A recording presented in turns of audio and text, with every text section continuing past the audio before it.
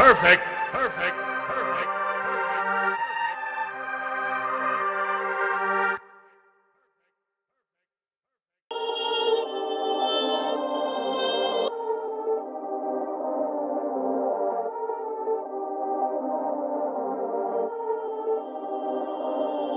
Perfect.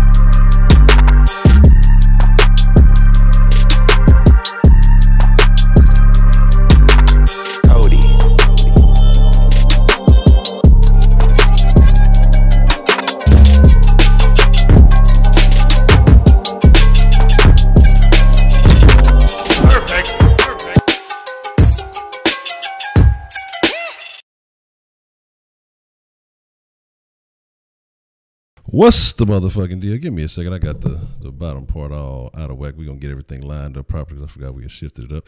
But y'all can hear me and everything, and kind of running a little bit late. Everything got messed up. I was switching shit up. So y'all give me un segundo, por favor, and we're going to get it all in order. But welcome to Sauce Sports. If you're not familiar with Sauce Sports is a Houston, Texas homer network. We're talking all sports, but only Houston.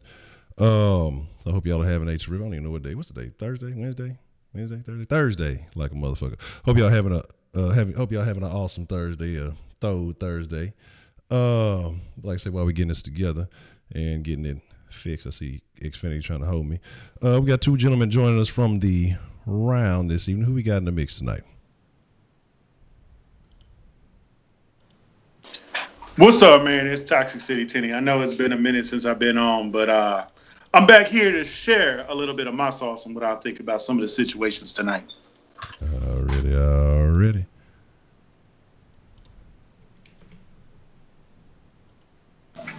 Oh, it's your boy Third Coast Sports TV, and now in building one more time, man. Already. So like I say, man, I apologize. I had to get everything kind of tweaked there at the last second. I know I got the wrong names. We're going to get all that fixed and all that proper. But again, like I say, man, Sauce Nation, I hope y'all are doing wonderful, man. We've got plenty to talk about. Before we get into the Sauce Nation roll call, you know, definitely I believe we can all agree, even though we may not have agreed with the job they did, we can all agree that we need to send out a proper condolence to, you know, Rick Smith and his family. If you hadn't heard that, you know, his wife just passed away, his wife Tiffany just passed away, and you know, so with that bout with cancer that, you know, he had took the sabbatical, the hiatus away from the team from, and again, so he's definitely, you know, definitely on our mind, because again, nobody deserves that. That's a terrible feeling. That's a terrible thing to deal with. I feel that man's pain, like I say, sincerely. Like I say, fuck all the sports, fuck all the other shit, because life is bigger than all that shit, man. You know, that's the woman he loved and cared about, and so he's, you know, she's no longer here with us. So, you know, definitely send our thoughts and prayers, whatever you believe, however you get down, you know, definitely sent out to Rick Smith, man. That's extremely unfortunate, and that's the last thing I expected to hear, because, you know, a lot of the stuff that we had last heard was, you know, she was doing better, that she was recovering. So I think this was a shock to a lot of us out there, but you know, we hadn't heard much from him. So let's kind of get that out the way, and not to brush it under the rug, but let's kind of move on to a little bit lighter note. Let's get this Sauce Nation roll call in. I know it's been a day or so since we last got some action in. A lot of stuff to talk about. We're going to talk about, does Bill O'Brien need an OC? And I know y'all like, oh, y'all already talked about that, but in a sense, we're just going to kind of throw some hats into the ring. And it's not necessarily, we know he needs an OC, but we're going to kind of discuss the OC / quarterbacks coach situation. And, you know, we're gonna each throw a name out there, you know, just somebody we think would be a good fit. Then we'll open up the sauce line. We probably ain't gonna go too late tonight, but you know, we'll get some good conversation in. Y'all know how we gonna do it, man. But let's see what we got joining us this evening. And then we're going to get into it. No mama is Dr. DeMarcus. What's the motherfucking deal? Voodoo Child, one half of the greatest moderating couple in all the land. Mrs. Voodoo Child, the other half of the greatest moderating couple in all the land. Beyond a funny nigga. Man, I'm looking for that. I'm looking for that video tomorrow. Beyond, I'm going to check you out, man. Go DJ. Dr. Rabbit, Alex Green, Roman Kemp, what's the motherfucking deal? Glenn Davis, J-Pack, Luke, what's the motherfucking deal? Alvin in the house, already. Jamarcus Richardson, what's the motherfucking deal? BCL Texas better not hire no fucking TJH, no QB coach. It's gonna be smoking the city. Central Texas, Jack Tripper Wise, what's the motherfucking deal, man? El Guapo, Jamal McWashington, what's the motherfucking deal? Shit, Welker ain't finna be here. That's why he ain't gonna be the OC. I see somebody say Hugh Jackson and Marvin Lewis. Look, we trying to get out of mediocrity. Let's see. Jimmy R, homicide nigga, what's the motherfucking deal? Let's see. I see Harden. I see Debo. Let me see. Let me make sure. Let me see. Down South Sports, what's the motherfucking deal? J&J, that ain't Ray Ray. Yeah, that ain't Ray Ray. It was the wrong name up there. H-Town Sports 96, what's the motherfucking deal? Real Swift. My Town Trio, Donald Brazil. Texas T, what's the motherfucking deal? Man, I'm fucking with that new shit, man. 335, what's the motherfucking deal? Let me see. Make sure I ain't missing nobody, man. Make sure everybody get their love. Bubba Stevens, what's the motherfucking deal? Taylor Bates, and Michael Schumer, what's happening? John Abraham, what's the motherfucking deal? Mello, what's the motherfucking deal? So here's the deal. Here's the deal, man. But let me tell y'all why Hugh ain't gonna come through, because Bill O'Brien ain't gonna hire anybody he feels like could possibly take his job, and we're gonna talk about that. But I want to talk about the Rocket situation first, real quick. And you're talking about what Rocket situation? Well, the Rocket situation is possibly some possible pickups available. There's supposedly going to be some buyouts. There was a trade with Porzingis going to the Mavs, which is going to be interesting for the Rockets for the next few years.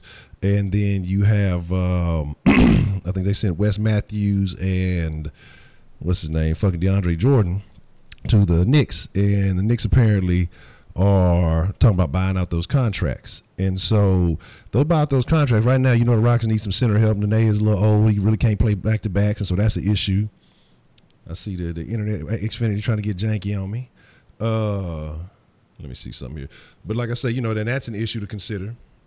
Then you have to also think about, Fareed is nice, but Fareed is a little bit short, and we saw how that kind of impacted him against that New Orleans game. You're going against a guy who's 6'11" versus, a guy who is 6'9". There is a difference, there's only so much that he can do. So it'll be very interesting to see what would happen if you could bring DeAndre and put him with Capella. I think that definitely adds some quality depth. And then Wes Matthews, solid 3-and-D guy, so definitely with the defense. I forgot what he was averaging. I think he's averaging like 38% on defense right now, which is not on defense, 38% from three-point right now, which is very valid. Big Al, man, appreciate the love, man. Shout out to Big Al. I appreciate it, man. Always good to see you. So that's some interesting things to watch for the Rockets. But like I said, let's kind of get into this Texans conversation, because I know it took us a minute to get everything booted up. It was on my fault. Like I said, I had to get some things together. But like I say, I wanted to discuss a couple of things, and I want to shout out to Ricky D, because he shot me a message this morning, and he put something on my mind, and I kind of looked into it. I was kind of reading a few articles and looking at some things, and we know how much O'Brien loves that Patriots tree, and I know that's not something we want to hear, but after reading a couple of these articles and seeing some of these connections, there's a name that I wouldn't be surprised, because it's a name that's been thrown in the ring before, but I don't know if it's necessarily a bad name. But we're gonna talk about it, and then, like I say, Wink and Tenny, I want you guys, maybe you guys have an idea of a quarterback's coach or an OC that you guys would be interested in. But okay, with the departure of Sean Ryan, we have a couple of holes. Again, we don't have a fucking OC. We already know Bill O'Brien got too much on his plate. I think I forgot who it was. I seen somebody send me the thing, but I didn't check it out. They were talking about somebody did an interview with Mike Holmgren. They asked him, should Bill O'Brien get OC? And he says, yeah, because that helps you clean a lot of stuff up. It takes a lot of that pressure off of, putting that responsibility on another guy. And that's something that we've been saying around here since pretty much the whole season. That's really nothing new. There's nothing we don't know already. But my thing about that is, it's simply like, who would it be? So there's a name that was mentioned around 2014 when Bill O'Brien was first a head coach, and this is a name that was tied back to him when he was in New England, for a couple of years. This guy worked with about 3 years, from 09 to 2011. So 09, 2010, and 2011 he worked with him, and they both kind of moved up slightly. But that name is Brian Ferentz. Right now, he is, appreciate the love there, Mr. Killer KB. The super sauce, super chat love.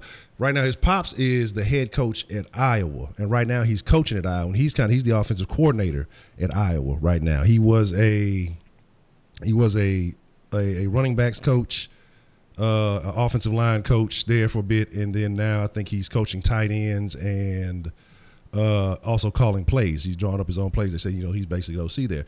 And the reason why I say this is interesting, like I say, Ricky D had sent me some articles that made some sense. Right now, the guy that I know you had mentioned a couple of times, Wink, Noah Fant, he's the guy that has him looking right now. He's also the guy that when Aaron Hernandez and Gronkowski were setting those records, he was the tight ends coach for the Patriots at that time. So he was the one that had them setting those records. He's the one that had them looking the way that they did.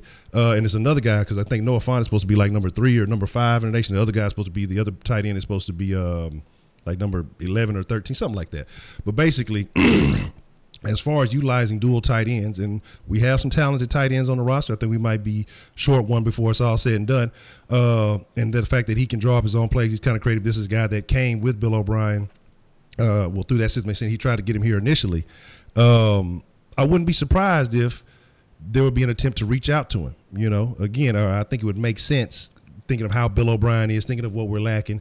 I don't know if he's trying to get back in the NFL. He's been on a bunch of people's list of top coaches under 40. And again, he actually played. He played a little bit in college. He didn't play much in the NFL. He was an offensive lineman in college, which is something that could bode well for what we're working with. The lack of talent that we have. Like I say, just some interesting things about him. Not a real well-known name, but something that a guy, if you kind of look into him, he might be an interesting pickup. But again, I don't know if he wants to get from under his pops and get back in the NFL. And he actually had a little incident recently that tells me he's a fiery dude, which is something that we talked about, getting some attitude here, because he was working in the press box at an Iowa game, and basically they said he fired up one of them officials during like halftime. I don't know if he was on his way down the field or whatever, but he had gotten into a little bit of trouble for it. But he shows that, he ain't afraid to speak his mind. You're going to let him have it. They say players like playing for him. And again, if he can get some more talent out of the tight ends that we have, or, really come up with something a little bit more creative in this system, it'd be an interesting name to look at. So that's just something I'm just throwing out there for y'all. Let's start with Wink, man. Wink, do you have any thoughts, any names that you think the people should look at as far as somebody that you would bring in either as a OC, but we know that Bill probably ain't going to go the OC route, but somebody to be maybe a QB coach to work with Deshaun Watson? At this moment, I can't really think of a quarterback's coach per se. I don't necessarily know who's on the market, but it would have been great to keep Sean Ryan at his position, But I'd like to say I wouldn't really mind as an OC, because he's an accomplished OC. He was in Pittsburgh for many years. I'm not sure if anybody picked him up on the market after he was let go from the Browns. But Todd Haley, I wouldn't mind Todd Haley.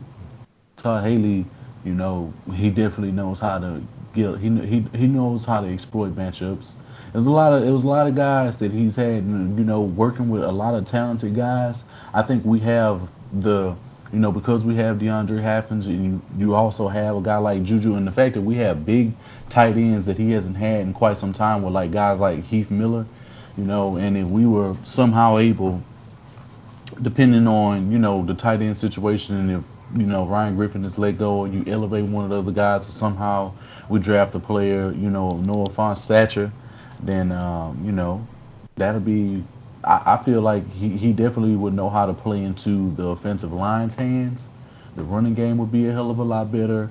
And I think overall the schematics and how guys are used on this football team on offense would be in a much better position. And as far as lighting it up and throwing passes and calling plays to really stick the dagger in, he's one of them type of dudes. And the fact that he don't take shit from head coaches, and he'll get in the head coach ass when need be, is awfully one of them things that we really need. So when we think of a guy like that, Todd Haley is probably one of the best accomplished OCs if he's still on the open market, I see no reason as to why we don't go pick him up.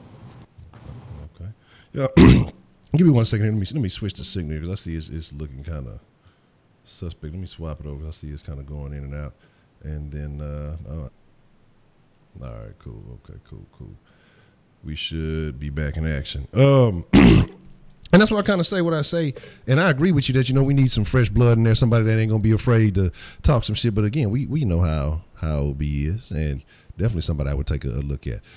Tenny, your thoughts, man. Who would you, is there a name out there in particular that you would consider as bringing in maybe as a quarterback's coach? Is there somebody maybe possibly on the roster or or as an OC? And kind of want to get your thoughts, so we didn't get a chance to get your thoughts on the absence of Sean Ryan and on the hiring of Brian Cushing. So if you want to touch on that too, definitely see how you feel on that.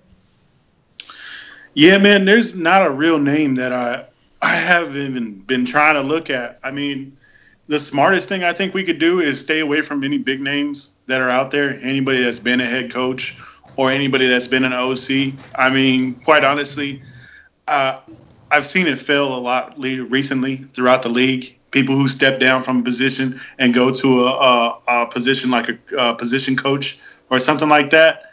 I don't agree with it. I don't want to see anybody like that. I'd rather somebody fresh, somebody from maybe the college rounds. I mean, take your pick. Somebody who's more familiar with the skill set of what Watson is doing, so that way he can help elevate him. Somebody who wants to make a name for himself.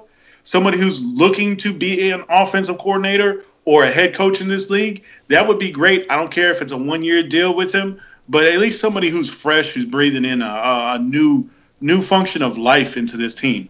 So, it sucks that Sean Ryan is out. I've seen the defenders of the decision, and I've seen the opposers of the decision. Honestly, it's a give and take situation because Sean Ryan did do a lot of good jobs with fucking Watson.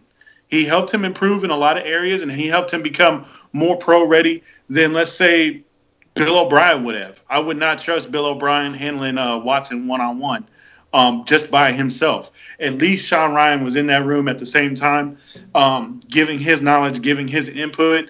And I think that went a long way, especially with the relationship that Watson was building with him. And you could see that day in, day out, even on game day. The fact that Deshaun Watson would go back to the bench to talk to his position coach, to get in that iPad and figure out what they're going to do next, I think that's invaluable of what he used to do for this team.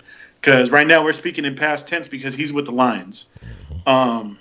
Shit, dude. I think the most likely situation that's going to happen is that tight end coach that you was talking about.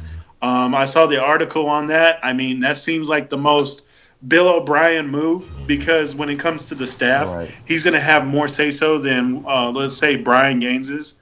So I really feel that it's going to be some fucking cookie-cutter-ass fucking write-off like that. I'm done with the Patriots. Well, I mean, I'm telling you right now, I'm done with it. 100%. I like Wes Welker, especially as a coach, and what he came in here and did with the wide receivers. And, I mean, he can't stop people from getting hurt, but at least he elevated a lot of people's games. And I'm telling you right now, him being a coach is a good thing, and if he moves on and catches an offensive coordinator job somewhere, I mean, good on for him because he deserves it, and I'd rather him stretch those legs somewhere else because we've already seen it fail with Mike Vrabel. I don't want to have history repeat itself. I refuse to deal with that shit again. And it's just another reason to say we've gone to the Patriot well enough. We're no longer getting water from it. It's all muddy. Fuck that shit. Just let him go. If that's his deal, that's his deal. That's good for his family. He can go on and become something special in the league. And who knows, one day maybe come back and be a head coach if he got good enough. Now, as far as Brian Cushing coming back, that's one of those double-edged swords. He's got a lot of connections to this team. He's cool and friendly with all these guys.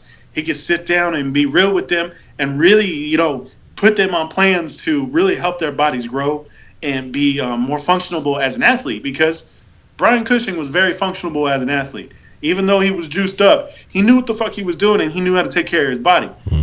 And, I mean, that can carry over. But at the same time, Friendship is a hard thing to do, especially when you're in business with each other. I mean, there's some of us who have the best friendships with people we work with, and it works to the advantage of the company. It works to the advantage of both of you. You're able to grow together, but at the same time, is he going to ask what he needs to out of JJ? Is he going to push Whitney and the rest of the linebackers to where they need to be at peak performance?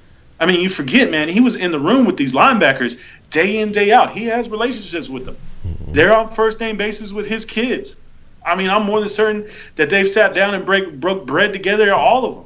So, I mean, those are the things that I would worry about. I'm not too concerned about it, but, man, this team just – I know you guys out there in the chat, I know the guys that are watching, y'all didn't see this, but my personal opinion about what's going on with the Houston Texans, and I sent it to the guys, this is like when a storm is on its way. I mean, you hear the wind blowing towards the storm, and it's just going at the storm. Then all of a sudden, shit gets quiet, and that storm kicks all that wind back at you. I really feel that that's the position that the Houston Texans are in right now, especially with these lack of moves at our staff. I mean, we have a need at offensive coordinator without a doubt. And right now, with Sean Ryan gone, if we don't get an offensive coordinator or a QB coach, I mean, you're fucking looking at the fact that not only is Bill O'Brien going to be the head coach, the offensive coordinator, but also the quarterback coach. That's 3 different responsibilities. Now, I don't care. Tree job, man. I don't care if you love O'Brien and y'all love him. Y'all can even admit that that's a bad deal, and we're gonna get the raw end of it. They don't know nothing about that Hey Man reference, bro. Come on, bro. The children don't know nothing about that Hey Man. But when I was your age, I was a fucking grocery surgeon. I was a surgeon. I was a transport truck. Boy, you better get your. He was like. Tree job, you lazy. He was like, shit. He was like, if I didn't have to go to work right now, I'd whoop your ass right now, boy. Hey, man, I'm late for work. Yeah, the boys to be out of his building, motherfucker. I got 20 job. Motherfucker, yeah, that's bad. See, y'all, they don't make, y'all youngsters don't know nothing about that. Y'all don't know nothing about that. They don't know nothing about that. Yeah, they don't know nothing about that. Man, I agree with you, though, Tinny, man. Like you said, it's a double-edged sword. And again, that's the kind of thing I was thinking is, and again, it's just an assistant strength and coordinator. And they say he's going to help out with the defense. But my thing is, I'm pretty sure, like a lot of people mentioned, that they're going to try to groom him for a future position. But I think the biggest hole right now is, and it's very telling, is why aren't we making a move for an OC? Why aren't we making a play for a QB? Because, I mean, once you know he's been gone a couple of days, teams generally act quickly. And it's like, what's telling me right now, if they don't go in the direction of, like I say, the Friends kid, which was a good recommendation, shout out to Ricky D. But if they go, or if they're waiting right now, it tells me, okay, well, maybe they're waiting for one of these teams to in the Super Bowl, and you know it ain't the Rams. And that means more digging out that well, like you said, more trying to drain some more drops out that well that's already gone dry. And again, if it's like, if they bring another Patriots outcast, another Patriots exile, or whatever the fuck you want to call it, I think I'm going to lose my shit. Like, honestly, because it's just like, man, you've seen that this formula has not been working up to this point. You look, and again, we talk about the aggressiveness of other teams. Fucking Kansas City, they were winning the AFC Championship. Fucking lose, barely lose. They go out and make moves the very next motherfucking day, or within the next week, they making a move and go, they fire and hire. You know, we weren't even that close. We're 2 sizable gaps away, and that one gap was competing with the Colts. And again, we can talk about talent, and that's a viable excuse, not being available, but at the same time, the development of talent is not an excuse, because some of these guys have been on this roster the entire time. They may not have played a lot, but they've been here to receive that level of coaching. Then you go and you can talk about, going from that the Texans to the Colts, that's a sizable gap, and then from the Colts to the Kansas City Chiefs. And of course, any given Sunday, different teams, different matchups, we know all that is a factor, but it just doesn't look good. It doesn't look good at all right now from where we stand. And the fact is that we're not making upgrades. And again, we can't really do nothing with the players right now. Free agency is going to be a very telling situation. Like, we have no idea where that's going to go, because we could keep all our pieces, we could lose all our pieces. We just have no fucking idea what's going to happen. We may keep some, may lose some. It's just, there's no idea what's happening. The draft, don't know yet. And so right now, that's a lot of tentative stuff. We can only hope, and I mean that's the only thing we got right now is hope. But just as far as having the people in place to develop, to coach, to help these guys reach their maximum potential, is not there. And that's what's concerning right now, and that's what bothers me, and that's what I say just really has me concerned about the direction that this team is going in. And I kind of agree with you, Tenny, basically with the storm analogy. That's just kind of what it is, because everything else around us we see, like you say, you hear that noise? That noise is everybody else around us motherfucking me doing something, And that quiet is once everybody that made the moves, all the talented coaches have been picked up, and everything is settled down. And that season starts, and you start hearing, when things start going negatively, that's going to be that blowback, and that's not what you want, man. Again, like I say, one thing we can't afford, Honcho. We can't afford you to be on the deep end like me, Tenny, and Ray Ray is. We can't afford that, because motherfuckers gonna stop tuning into this show if we lose our hope. I'm telling you, man. But I'm just saying, if you start talking like how we talking. That's like Jay Diz will be talking, we're gonna lose a lot of fans. But hey, I'm still looking at what it's gonna be. No, it's a good thing though. It's a good thing, because what creates change is conversation, and this is what Sauce Sports is. It's conversation to create change. Now, I know you guys out there, I'm speaking to the ones that love Bill O'Brien and love the direction that they feel the team is in. Look, man, by all means, I want to be on your camp. By all means, I want to be wrong. By all means. But and we don't even care if we are wrong. Yeah. I mean, people act like we care if we're wrong, and we don't give a fuck. We want to be wrong. That's the whole point. Oh, quick. And I see somebody talking about it. I forgot who posted this in the chat earlier, but basically talking about that Merciless interview.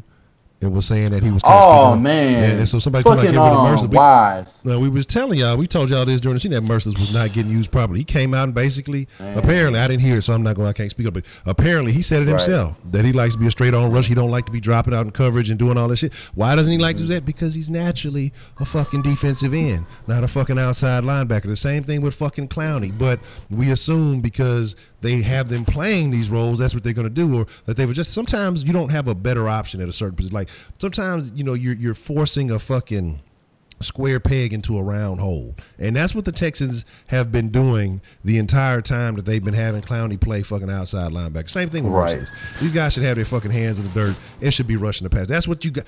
You got Merciless because I think at that point he led the NCAA in sacks that year.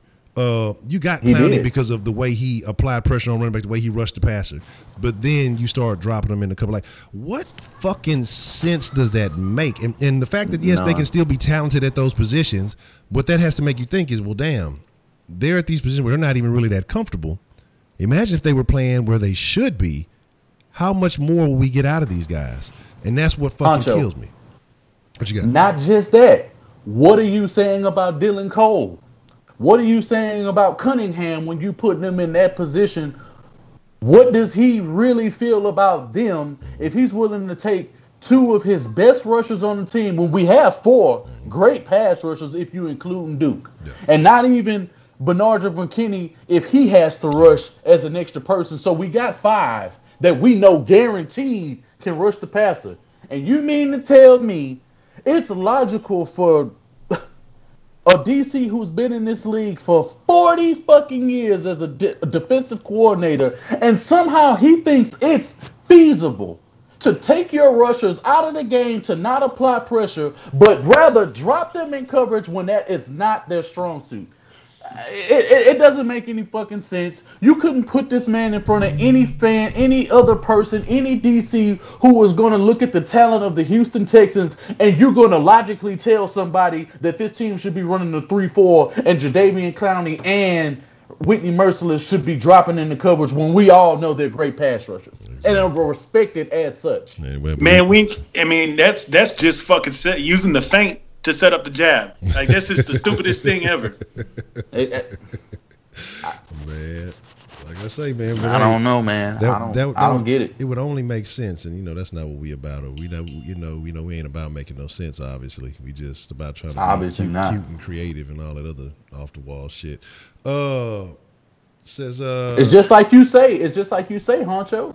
Bro, be so great at something where nigga make these niggas stop it then. Yeah. Then we can adjust our game plan. And that's like niggas beat us. Let your players like, not only are you going to have to out-scheme us, that means you're going to have to be faster than us. You're going to have to do your job at any given time, and it can't be no mistakes made on your side. And that's the type of team that the Houston Texans have at this disposal. You have a team, nigga, you bet not make no mistakes. You know why? Because we're more talented than you. And if we get any traction, if we are straight goons and we decide not to take our foot off your neck, who the fuck is going to beat us if we choose to be that type of team? Let's be realistic. I gotta be Who's honest. Gonna beat us if we got that mindset? For real, for real. Outside of maybe Brady, because they're coached right. Yeah. I think the most sinful thing we saw on defense this year was watching Duke Ejiofor line up at middle linebacker. That's the most sinful thing I could have ever seen at that man play. Seeing fucking, who was it? Reader, who else? Motherfucker, who was it? Was Blackson got an intercept dropping in coverage and shit like that? Blackson hit me up. That's what I'm talking. Come on, like, man. And Brandon Dunn. Yeah, these motherfuckers dropping in coverage. Like, what is really? That's what I'm saying about trying to get too fucking cute. Like, you have the talent to where sometimes, you know, there's just motherfuckers who are just that damn good. And we have guys on this team who are just that damn good. Fucking Rod is just that damn good. Clowney is just that damn good. Merciless is just that damn good. Reader is just that damn good. Yes. Hey, you know what? Up and make somebody stop them. But instead, you're not that damn good when you're not doing what you're damn good at. You know what I'm saying? Man, Honcho, you know what happened? That was Cornell fucking hitting that fucking quick check for the fucking defense and dropping the motherfucking DT in fucking coverage. Like, oh shit, what am I gonna do? What am I gonna do? Yeah. Honcho, think about what you said. Now I know you don't fucking cut for Kubiak like that, but what did that nigga do when he was here? He got the right pieces together. He made these dudes. He had the best running game in the league for years. What did he make these dudes do? He had the best bootleg quarterback in the game, along with the running game and Andre Johnson to go hit up and eat at the middle and the deep portions of the field, along with tight ends who were able to eat on third down and every level going in the field, including the red zone. Yeah, I agree. What did he do? And look how long. But this is the point. I'm not saying like, but the notion of what you're saying. What did he do and how long did he do it until 2013 people finally caught on, and then they was like, oh, okay, now is it a matter of talent? It was a matter of talent and scheme somewhat, and you talking about injuries. We had a shitload of injuries then. Yeah. But he stayed true to who he was because he knew, nigga, if I catch you slipping, it's over. Yeah. And I think if I catch you slipping, it's over. That was talent. That was just the main piece was the talent problem in that situation. Because I think had he kind of swallowed his pride and said, okay, fuck that, you know, it's time to let go of shop. We're trying to go in a different direction. We saw some other folks come in. You seen Case get in a little bit. You know, he didn't want to go that route. Case was able to bring some excitement to the fucking offense and things like that. Absolutely. But you know, and I think that's kind of where the down, like, and you know, it was loyal to a fault. Like, it's a point where you got to realize it's still a business, you know. But I think that was his first head coaching experience, and so you know, he was just kind of. Chop got him to that point, so he didn't just want to let go of him that quickly. So I mean, I ain't gonna blame him for that, but I am gonna blame him for it. But I'm not talking schematics though. I want my point to be clear. I mean, it's not talent. I'm talking and not personnel. I'm talking strictly, nigga, stop this zone run. Yeah. How you gonna stop it? Yeah. We got that was Kubiak's mindset. He's like, he felt like my offense is good enough to beat any defense, and that I can respect that. If you should believe in what you have, what you put on the field, you should believe in it that much. And I don't feel like Cornell does. I feel like I don't know if he's trying to mask something. Not just him. It's not just him. It's Bill O'Brien too, though. Yeah, absolutely. It all started with Bill O'Brien because honestly, until this year, Romeo Cornell didn't play like this. Okay, true enough, he knew who he had in the secondary. He knew he didn't have the safety help over top, so his corners had to play a certain way, and he knew the pass rush was going to be able to make quarterbacks uncomfortable. That much he knew. But until this year, you have far more talent at the middle linebacker, the outside linebackers, and on your defensive head front. And the fact that you had J.J. Watt come back and be J.J. Watt again and not fucking Justin James. Like, it is no, and you had Duke. It is no reason that these guys, like I said a few shows ago, it was no reason why each and every one of them guys should not have had between 15 sacks apiece. Yeah. It is no reason, because if you give this team, could you imagine if not Bill Belichick, let me think of a team. Imagine Bro, let's just go back in time. Imagine if fucking Wade got to run our defense now. Oh, it'd be game over. It'd be game over.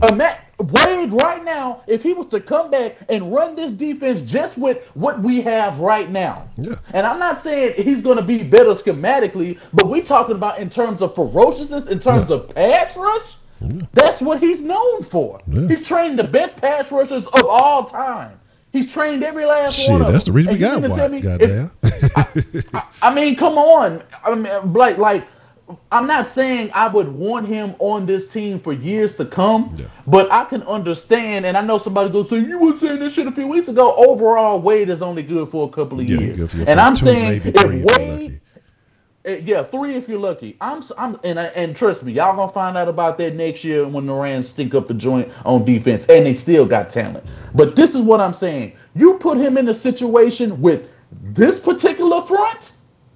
He didn't have Bernard, McKinney, Cunningham, and Cole that can all cover now. Come on, he did not have that. He would, I honestly see he would end up putting him in the situation where he'd have to run a 4-3. He wouldn't run no 3-4 if he came here, and he wouldn't be opposed to making that adjustment and letting this team play more man coverage down the field. And the major reason why we get obliterated in the secondary is because of the zones. Guys don't have the proper alignments. They lose traction of who they're supposed to be, and they don't communicate well.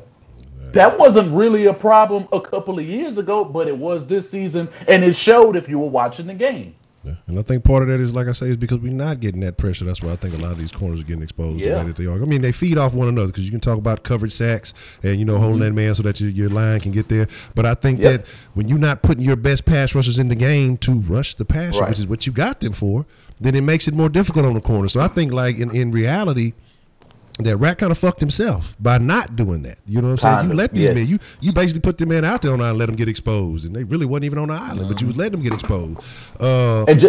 Think, everybody was clamoring for him to be back. They were so happy for him to be back because they thought preseason and the shit they was doing in practice, oh man, and you know what? That's where we all got fooled. We saw the way he used Duke. We saw the way he was using guys, and we saw the fronts that he was in, and the basic concepts, just basic concepts in preseason games against good teams with legitimate offenses. And we all were like, oh my God, bro, it's over if we turn into this. And as soon as the season starts, what does he do? He goes away from everything just the same way that Bill O'Brien goes away from everything. When people start talking about, oh, this is the Clemson offense, he got in his head, he got in his feelings because he did not want to be contributed to that, and you ran an offense better than Clemson could with what they had in terms of the options you had with Deshaun Watson and the rest of the guys that we got on offense. But somehow you can never swallow your pride, push that shit to the side, and win games and obliterate these dudes and let them know you're not playing. Exactly. What you was gonna say, Tinny? Nah, man, I was just gonna point out like everything that you were saying about Rack. I mean, he allowed the players, our best players, to get finessed in situations they should have never been finessed in.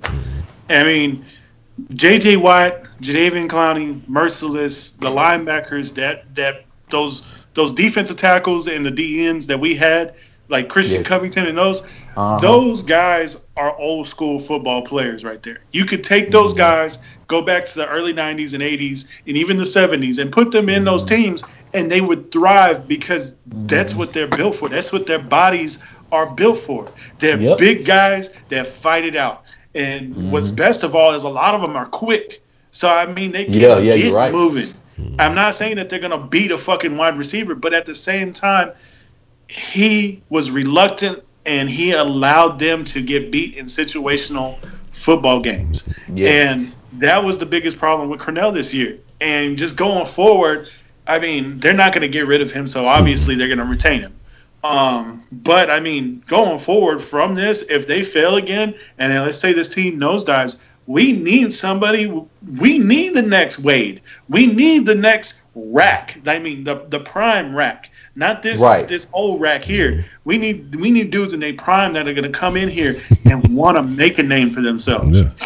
I think once you've been in the game so long, you already feel like you done it. You already got rings, on your shelf. What is the motivation? What is the continued motivation? And I think you're right about that. Like, I don't think that the motivation is still there, because it's not like you're doing it as a head coach at this point. You still, a DC assistant head coach, whatever you want to call it.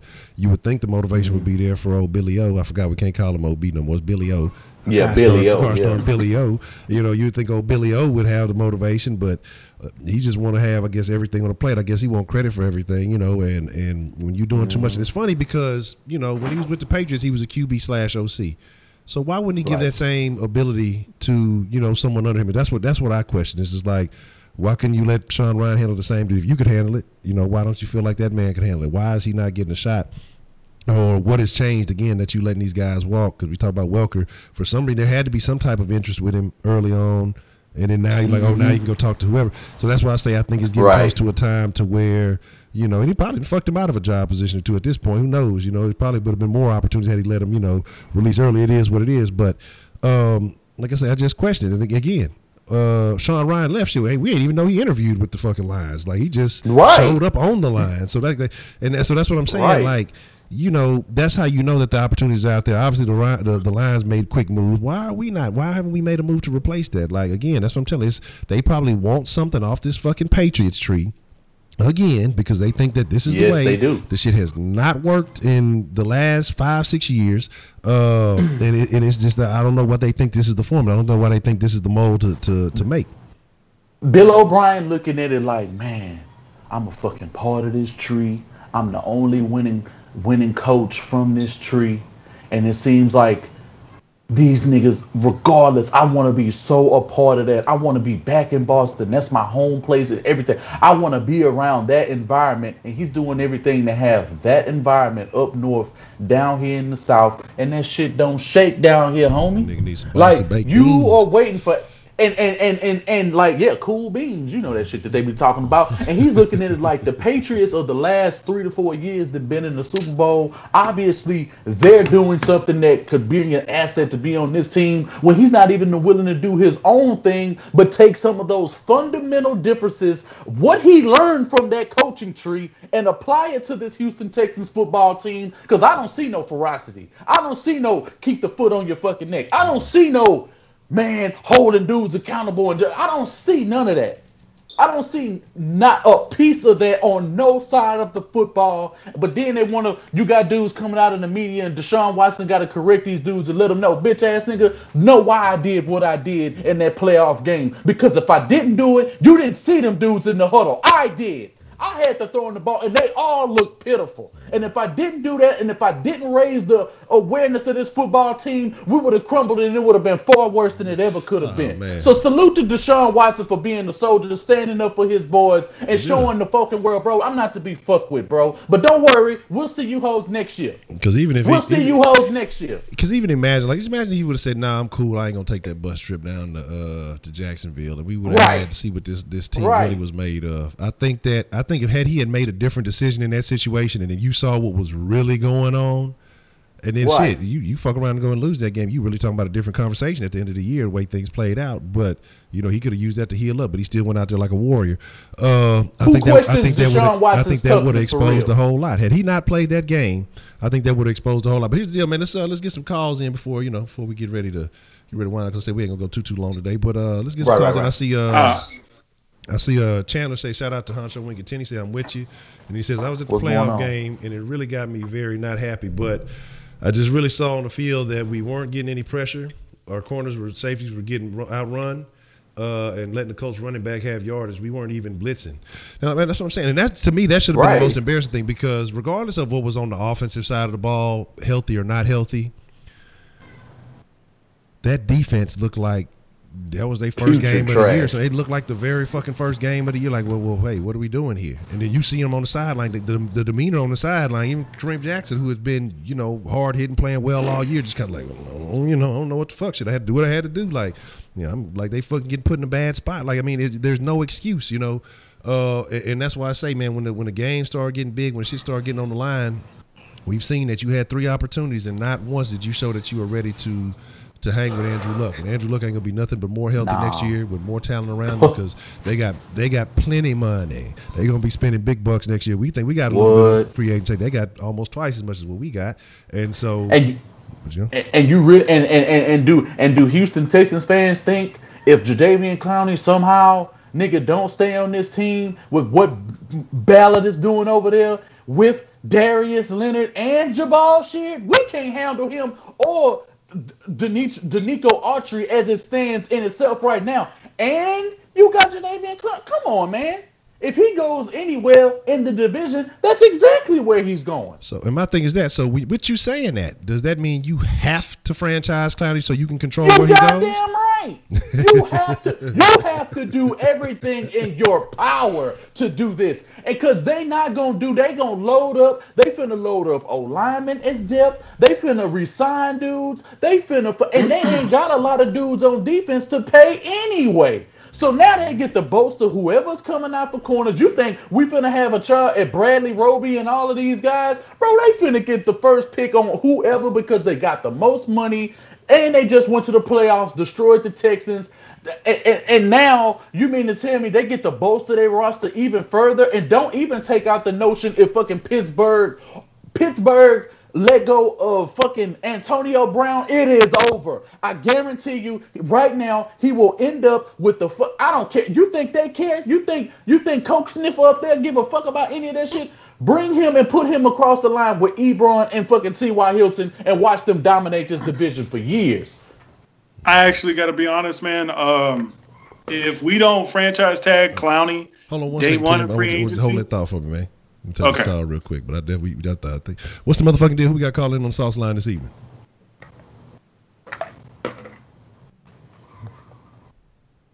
Oh shit! I guess I gotta cut the fucking shit up. My fault. What's the motherfucking deal? Who we got calling on the Sauce Line this evening? Okay, if I quit fucking up the goddamn Sauce Line. You put the wrong number up again.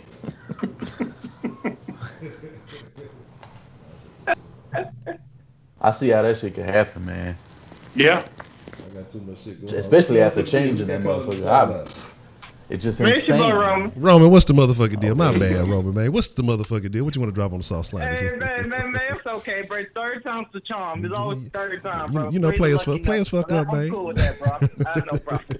But first off, on a serious note, rest in peace to Tiffany Smith, man. You know, I know we all have different opinions on how we felt about Rick Smith, man. But you know, it's nobody was death on his family or himself, or you know, I've lost some people to cancer, some family to cancer. I know probably some people in chat have. So rest in peace, man. She in a better place. So I'm start off like that, man. I no hate to that because if you ever say something disrespectful like that, bro, you don't deserve to even be in Sauce Sports. So I'm gonna start with that, and then what's up to Wink? What's up to Tenny, bro? It's good to see y'all, man. So let me get on what I gotta say. So look at what we're going on right now, bro. I'm pissed off, man. And I know it's Roman rants, but I'm gonna try not to rant this time. I'm gonna try to just speak normal. But I feel like we're lost cause right now, man. I feel like we are a team with a bunch of talent, none but talent on the board, bro. From every position, we have talent on we have talent on most positions. I could say. I'll even say this: we have at least one good player on every position. Because even O-line, you got Greg Mintz. I mean, even with the corners, you do got Kareem and you got J-Joe. They're not bad places. Just they're not pitting in the correct place they're supposed to pit in. And I'm not going to go down every position. I just feel like, I'll say this, we are a good team with bad coaching, bro. I feel like Houston fans talk a lot about Dallas, right? But we're in the same mode as Dallas right now. Dallas is a good team. I hate the Dallas Cowboys, but goddamn it, they're a good team. They got a great defense, and I'll give them a solid offense. That's us. We are a great defense with a pretty solid to damn good of you let Watson cut loose. We are a damn good offense. You know, but we don't have the coaching. We have a coach that wants to be the OC. He's controlling. He wants every position. I don't get how him and Wes Walker had a great relationship. They were saying they wouldn't trade him. They didn't want to move him up. It was, I think, so much more they want to do with Wes Walker. Now he's interviewing with teams. You let Sean Ryan go with Honcho. I agree with you when he was like, seen Sean Ryan talk to Deshaun Watson. I've seen that every game. After we'll go 3-0, even the person he'll go talk to Sean Ryan. And it seems like even if Deshaun wasn't playing his best, he'll always go out there better and better. And I like seeing that because somebody actually told me, you don't see Bill O'Brien talking to him. So I'm tired of that. He's controlling, man. Like I said, I love his empathy. I love his, pumping up the team. But the nigga can't call play.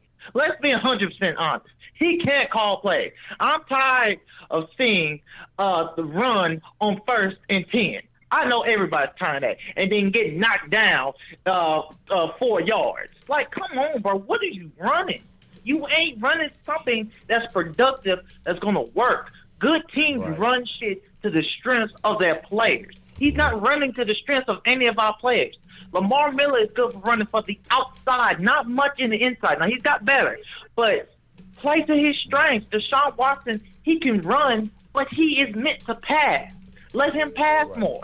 I mean, play to the strength of our players. There's no way big-ass Reader and McKinney and Blackson and all these huge dudes is fucking dropping back in coverage like they linebackers or their corners or their safeties, bro. It don't make sense. I mean, what are you running? I mean, come on. And then, I mean, oh my God, it's just trash.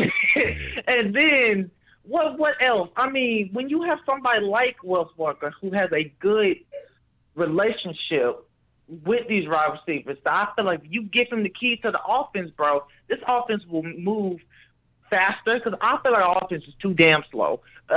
We would move faster with more efficient pace, and this team would just move bigger if you have a young mind like a Wes Walker who plays the receiver position, who can put his receivers in positions that I don't think no other OC can, bro.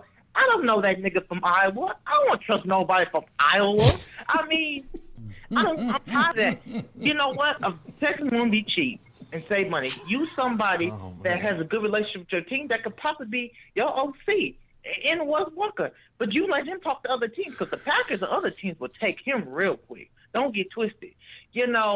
So I'm like, say, Cal McNair, bro, he doesn't want to see this team built. He's like his damn daddy. That's my best friend. I see him at the cookhouse, like I said last stream. That's what he wants. He's cool with Cannell, and he's cool with Bill O'Brien, and that's who he wants to keep, and the team is not growing. We're not going nowhere. With the regime we have and the coaching staff we have right now, bro, this team is not going nowhere. And I hate to say that, but I'll say this. We don't get this shit fixed when it comes to free agency, when it comes to deadline, when it comes to this, bro, we ain't going nowhere, bro. Because it's not just we have issues on the O-line and the corners that need to be fixed, bro. We also have coaching issues. And I don't want to see this team lose, but, hey, bro, we don't fix nothing, man. I don't know what's going to happen. So that's my call, bro. What's up to Wink, Tenny, Round Table, man, all the chat, man. It's your boy, Roman, man. I'm out. Already, Roman, man, I appreciate the call, man. I feel you, man. Look, we got to do something, because this shit is not worth shaking. Appreciate it. This is the type of stream we need y'all a messenger to come in, bro. He need to call in, bro. I miss that nigga need to call in like every day. Man. Hey, look. Hold on. We were trying to take this call real quick. What's the motherfucker dude we got calling in to the sauce line this evening? Hey, Ed. What's happening? Hey, man, I want to talk about the Texans. This is Sid from Clear Lake again. All right. I want to talk about B.O.B. while we were talking, why everybody's making moves and we ain't doing nothing. When was the last time you saw Bailey O out-scheme another team, Never. Lamar Miller, he's a speed guy. You got to put him in space so he can burn off. When was the last time you saw that we put him in a situation where we utilize his strengths? You're trying to he can't break no tackles. He falls as soon as you tackle him. Yeah. 5 years, you couldn't evaluate your offensive line. You're going to keep Mike Devlin? What has he shown you in 5 years? How to juggle. I mean, it doesn't take that long to realize a man is not for the job. We as fans, we have to resist mediocrity. We have to resist it. Something has to be done, or, we're just going to waste it, man. This is a very crucial time in Texans history with Deshaun Watson. We're wasting J.J. Watt. We're wasting Deshaun Watson's rookie contract, all this talent everywhere. And we can't out-scheme anybody, So that's all I got. I want your opinion on it. Thanks. Alrighty. Shout out, man. I appreciate the call. Okay, bye. Alrighty. And agree 100%, man. I mean, that's something we talked about, that he don't utilize Lamar Miller. Lamar Miller is a solid passer, regardless of how some people may feel about Lamar Miller. Lamar Miller got decent hands, but it was a good point, though, that was brought up the other day. Why does it seem that Watson is more willing to go to Deontay Foreman than Lamar Miller? Is that the way that it's drawn up? Is Billy O prefer Foreman for some reason? I mean, because you saw Foreman only come in them couple of games, and in them games he had a couple of passes thrown his way, caught one for a touchdown, dropped that one coming out, I think, in the playoffs. But you don't see any design plays like that for Miller. You don't see any situations like that for Miller. It was easier for Foreman because Foreman hadn't been in all year, and teams were scheming for him, so he was wide open. So his check down would be the obvious option to go to Foreman. And in some of those red zone situations, Foreman was wide open for a TD. Mm-hmm. I mean, people just weren't scheming for him. He wasn't a part of their plans against the Texans. They was like, this nigga got an Achilles injury. What impact is he possibly going to make? But he scores a touchdown his first game back, though. Exactly. Goddamn loud ass phone. And to answer his question, shit. No, go ahead. I was cut the phone down. I was saying, and to answer his question, outside of Miami and the Sick Titans game, and maybe the Browns game, them the only games I can say where we outright out-schemed on offense and defense. Yeah. You know what I'm saying? I know we allowed Baker to light it up in the second half. I mean, but outside of that, bro, he was getting murdered. Yeah, man. I mean, to speak to your point, I've said it before in other streams. Bill O'Brien is just basically king of the flies. He's the king of the molehill mountain. I mean, we got a bunch of coaches out there that don't deserve to be head coaches, and Bill O'Brien's better than they are. But he's not better than the coaches that are perennial fucking championship coaches that you could really put your money on to take you to an AFC championship or a Super Bowl. Bill O'Brien just is not on their level. Because I want to come back to your clowny thought too. So, man, hold on to those two thoughts. I'm gonna jot that down. What's the motherfucking deal? Who we got calling in on the sauce line this evening? Man, what's happening, Ed Honcho? Man, this is Big Burn from the Southwest, man. Already, man. What you want to drop on the sauce line tonight, man? Hey, man, first, man, I just want to give y'all boys props, man. I used to be on the 610 Sports every day. I didn't know about y'all. I came across y'all a couple weeks ago. I ain't never went back to that, man. Real football head. Okay. Y'all boys, let's go. I just wanted to just piggyback off what the boy Roman said and what the last caller said, man. Look, I'm guilty of this because I'm tripping because I'm like, damn, I've been listening to that 610 Sports and my mind was messed up. Mm-hmm. We got monsters on defense, man. Yeah. We got monsters on defense. I guess because they, hometown, they just kind of came common and ain't really giving their props. But, man, we got monsters on defense that's not being utilized. Mm-hmm. We got one good player on each position on the offense. And, man, look, I called in about a week ago when y'all had the lineman cornerback discussion. Mm-hmm. Look, it's O'Brien, man. He's a mediocre coach. He's not ready. He's not built for the big leagues, man. He's not ready for the big dogs. Because I was sitting there thinking, I was like, damn, he didn't got his ass handed to him a lot of times. But like player coaches that were former players, man, they out schemed him, man. 1, 2, 3, ABC every time, man. Every time, and it's evident, man. You know what I'm saying? So I just wanted to chime in, man. Y'all boys keep doing your thing, man. Hey, man, I'm saucy with y'all boys, man. Just give me y'all opinion, man. I'm gonna get off the line. Already, man. Appreciate the call, man. And that's what I agree with what he said about player coaching. That's what I said, about with Welker and the fact that we don't really have that much as far as in this coaching staff player experience. You know what I'm saying? That played at a high level. You know what I mean? I say Welker probably got it all combined, and so he gives a different perspective again than theory. You know what I'm saying? Well, when I was at Brown, I would hit him chin first, and that's how I made my tackles. God damn it! But now, that shit don't work. You gotta really have that experience on the field because you just know those nuances. That's why I say, as far as him being he's never played quarterback, so how is he a quarterback guru? You may understand every nuance of the position when you're watching it, but it's a different thing having to stand there and execute that position. Shit, and he doesn't know that, and so that's why I say you need somebody with that experience to get hands on with Watson. Again, it is what it is, though. Talking about when we're talking experience, Honcho. Before Kenny go ahead and get into both of his points. Yeah, it's so funny we say that Andre Johnson didn't like coaching and shit like that, but if y'all been on the Texans app recently, and if you look at his interview that he had with Drew Doherty, he was just doing some shit where he was just doing some coaching. Oh, right. So he worked with all the wide receivers of this particular. I want to say they was in college.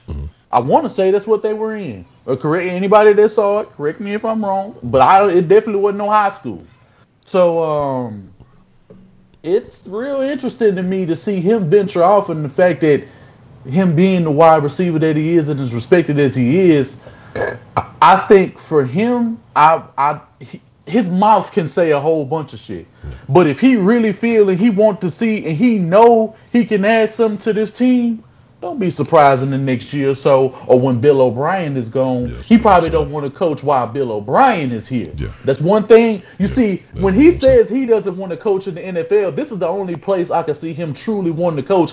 And he love Hopkins. He love Will Fuller. He love these guys. You can tell, like, he fucks with these dudes, and they all listen to something that he said during the offseason, and he comes in the games, and he's embraced amongst the culture because, let's be real, he is the culture. Without Andre Johnson, there is no culture. Yeah. Don't be surprised if Bill O'Brien is removed from this situation, completely, and he is not inserted as a wide receiver coach going on in the future, and he would be here for years to come. Yeah, I remember that a while back when Coward said that he would because of this team, because he knows the talent that's on his team. And so, but again, they didn't want to make that move. They want to go get old Patriots.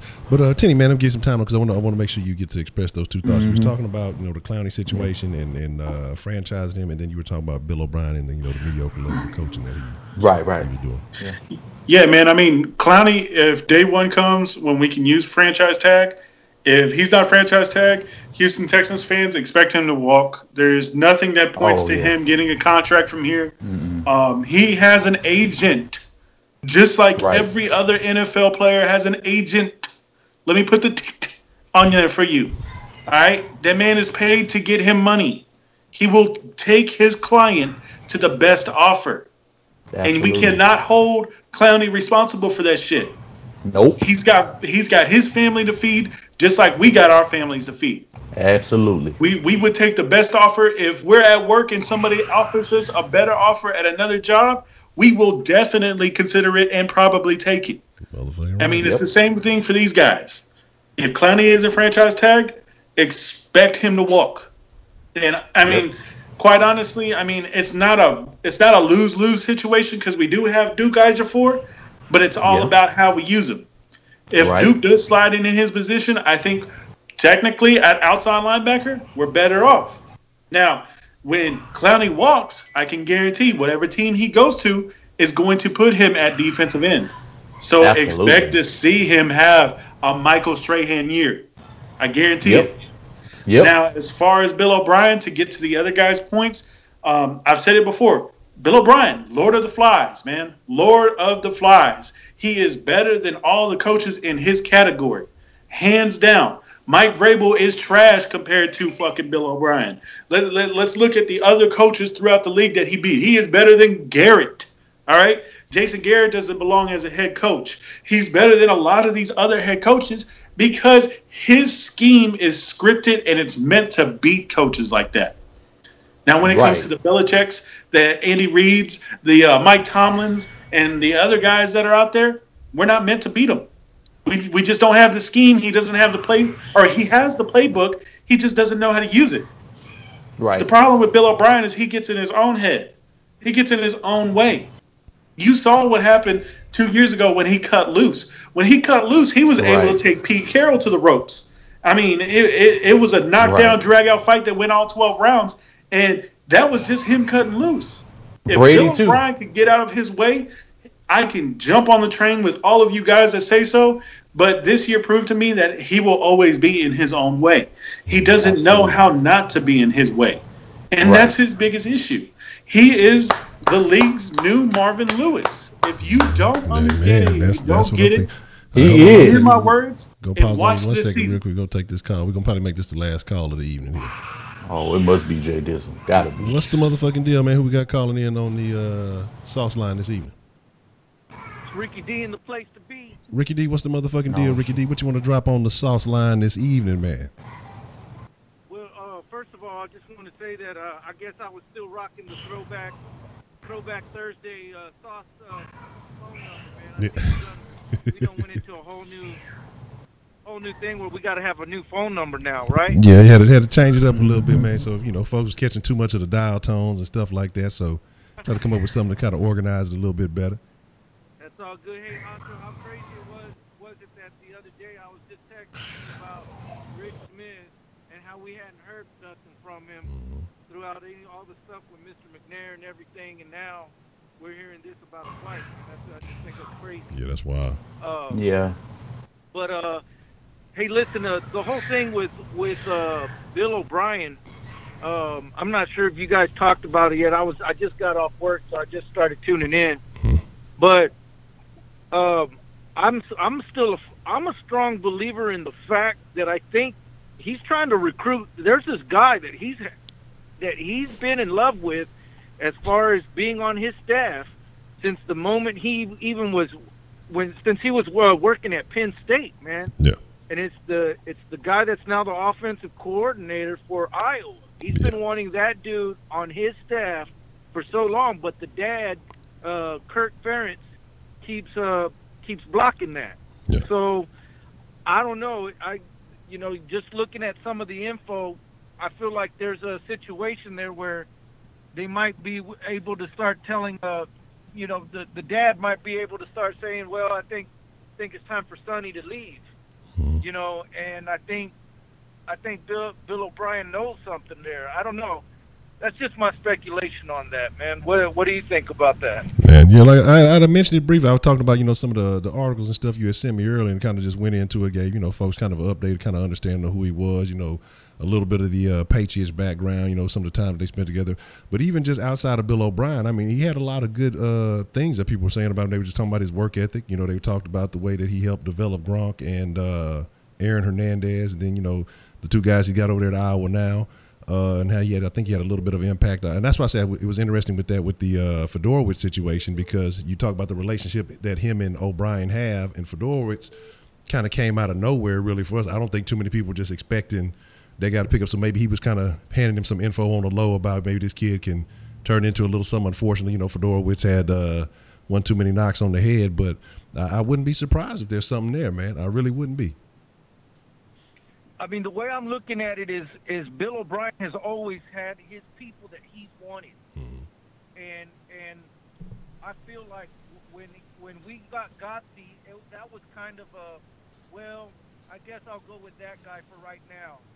And then when that didn't work out, he was like, no, I'm just going to take over, and I'm going to wait for my guy to be available. And I think that might happen if because when you're reading the stuff about Iowa and all these little coaching changes that they got going on, this moving this guy to running backs coach and moving that guy, the coach even said that late January, early February, he'll make an announcement about some stuff like that. And I'm thinking, well, it's late January. It couldn't get any more later than what it was just a couple days ago, and now tomorrow's February.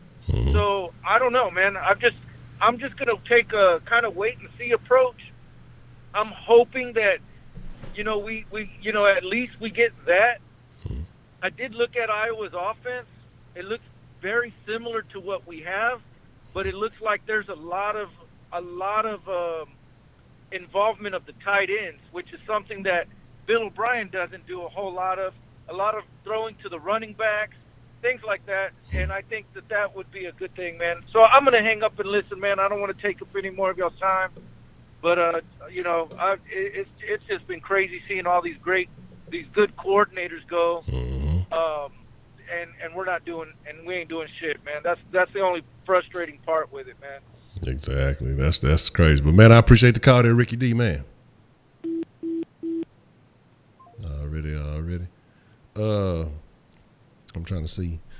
Hold on, we got one more. Somebody calling. We'll take this last one real quick, and then we get ready to start winding down. What's the motherfucking deal? Who we got calling into the den? I mean, not the fucking den, the sauce line this evening. I knew it was fucking. Something told me not to answer this motherfucking call. I knew it was gonna be goddamn Kenneth. We was doing so good too. What's the motherfucking deal, Kenneth? What you want to drop in the sauce line this evening, man? Hey man, first and foremost, man, it's been a minute, so shout out to you and shout out to the rest of the round table. But I kind of just wanted to speak on the dude that just called in and said that, about the whole offensive coordinator thing. Like, I know y'all talking about the dude from Iowa, right? And I want to know, because I haven't been here for the entire string upon me.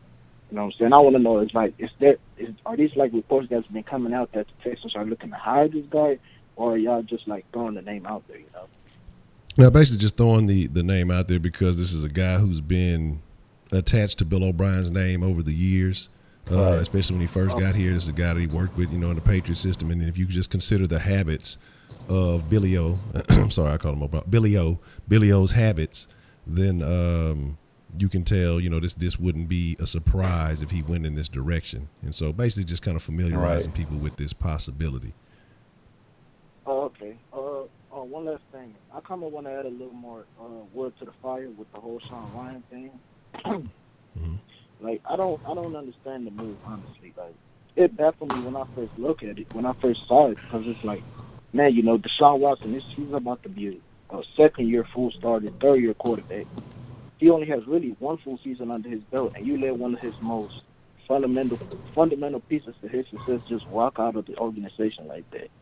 And then you look at Wes Welker, like, why would you let Wes Welker walk? Like, did you see the job that he did with Kiki Kuti, like, and the rest of your receivers at Will Fuller and the rest of all of these guys who have consistently been improving? I don't understand why would you let two guys that are pivotal to your quarterback success, the dude that we need the most in this franchise, you know what I'm saying? This is the dude that we've been looking for 15, 16, 17 years. And you're just going to let one of the most crucial things that, that he needs just walk out just like that? I don't understand it. And I don't know what's it going to take for O'Brien to get himself an offensive coordinator, because we can sit here and talk about all these things, but deep down inside, I don't think anyone in here, and I don't think anyone in the round table has any faith that Bill O'Brien is going to go ahead and hire an offensive coordinator this offseason, y'all. And neither do I, you know what I'm saying? But, I mean, it's good to have faith in all, but I just don't believe in O'Brien to hire an OC, because that man is too stubborn, and we've seen it over the years. So, hey, the proof is in the pudding, but, we hoping that this happens, but the possibilities are, very unlikely. But that's all I want to say, man. All right, Kenneth. Tell your mama Gary will be over later tonight, man. Appreciate the call. To have my bad work.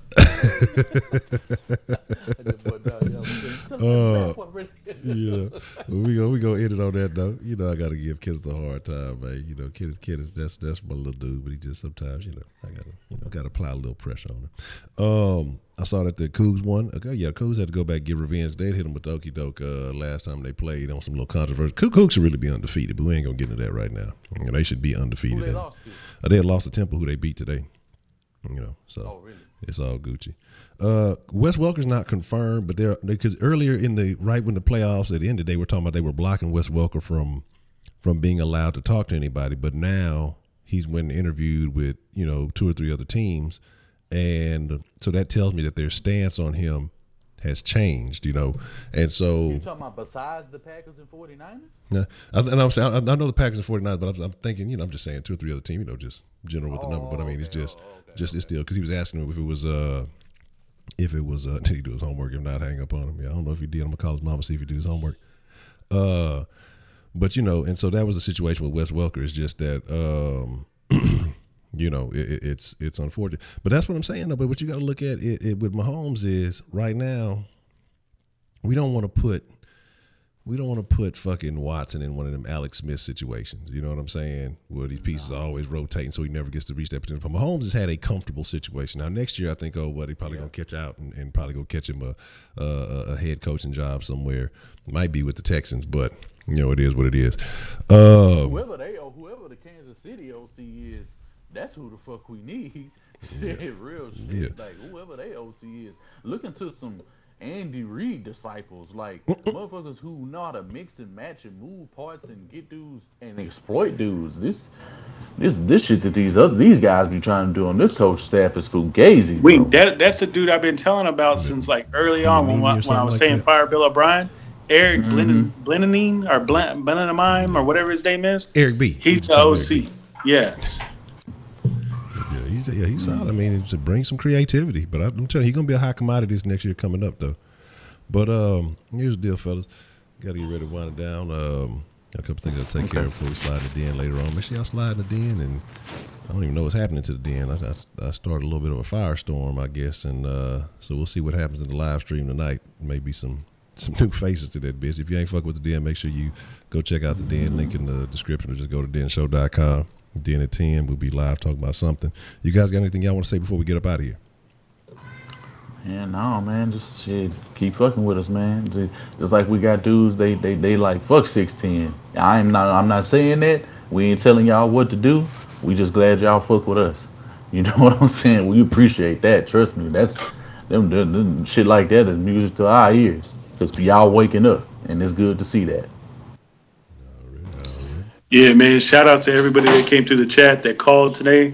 I mean, it was really important that y'all came through here, and it's always great that y'all support what we're doing, and y'all are definitely going to take us to the next level. Absolutely. Appreciate it. So, yeah, shout out to all y'all, man. And like we say, man, time is a very valuable asset, and the fact that y'all fuck with us, spend time with us, talking and chopping it up about all Houston sports, even though we mainly talk Texans. It is what it is.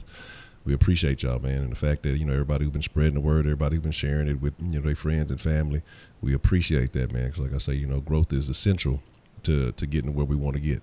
But to say shout out to all of y'all, man, Sauce Nation, y'all the freshest motherfucking ingredients in the world. Thank all of y'all. And again, man, we appreciate it. So with that being said, y'all the freshest motherfucking ingredients in the world. Y'all be cool like y'all be cool. Most of all, y'all stay saucy. Until tomorrow fucking Friday. Hey, we out.